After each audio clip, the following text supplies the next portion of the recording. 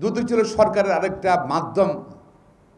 কিছু কিছু দুর্নীতিবাদ তারা ধরছে, তবে সরকারের সঙ্গে সঙ্গে কিন্তু দুদক চলছে গত 16 বছর। সরকার যারা চাপতে চায়, সরকার যারা ধরতে চায় তাদেরকে ধরছে।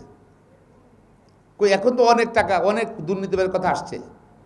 কারো কাছে 1000 কোটি টাকা, কার প্রধানমন্ত্রী বলছে তার পিয়নের কাছে 400 কোটি টাকা, তারপর এই কোম্পানি সেই কোম্পানি 1000 কোটি টাকা, 200 কোটি টাকা লোন নিছে, 2000 কোটি টাকা লোন নিছে, 5000 কোটি টাকা লোন নিছে, টাকা দিচ্ছে না। কোথায় ছিল দুদক এতদিন পর্যন্ত? গত 16 বছর দায়িত্ব পালন করে না কেন তো দুদক? কারণ দুদক তার দায়িত্ব পালন করে নাই।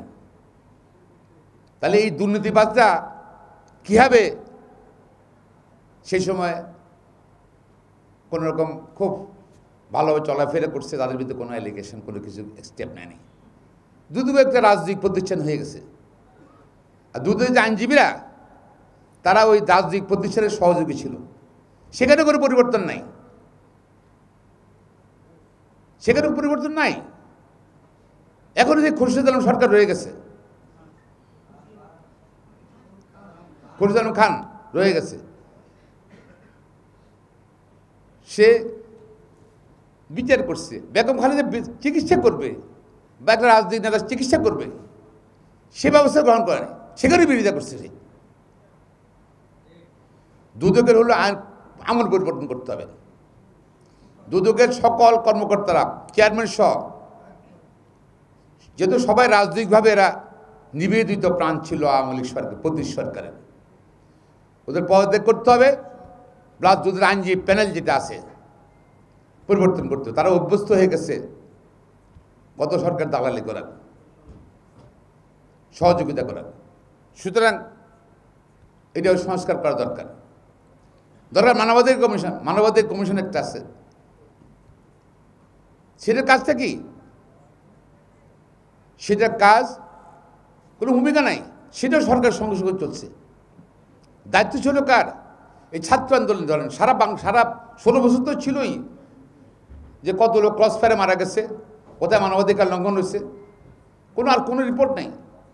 এমনকি এই যে এই ছাত্র আন্দোলনে কত লোক হত্যা করেছে আইনশৃঙ্খলা বাহিনী, রাষ্ট্রীয় মানবাধিকার সংস্থার দায়িত্ব ছিল না? কোন পালন করছে? পালন করেনি। সুতরাং সেটা ভেঙে দেওয়া উচিত।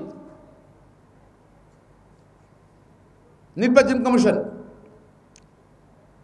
সব নির্বাচন কমিশন সরকার দালালি করছে। ওরাই তো সবচেয়ে কারাপ্টেড লোকজন।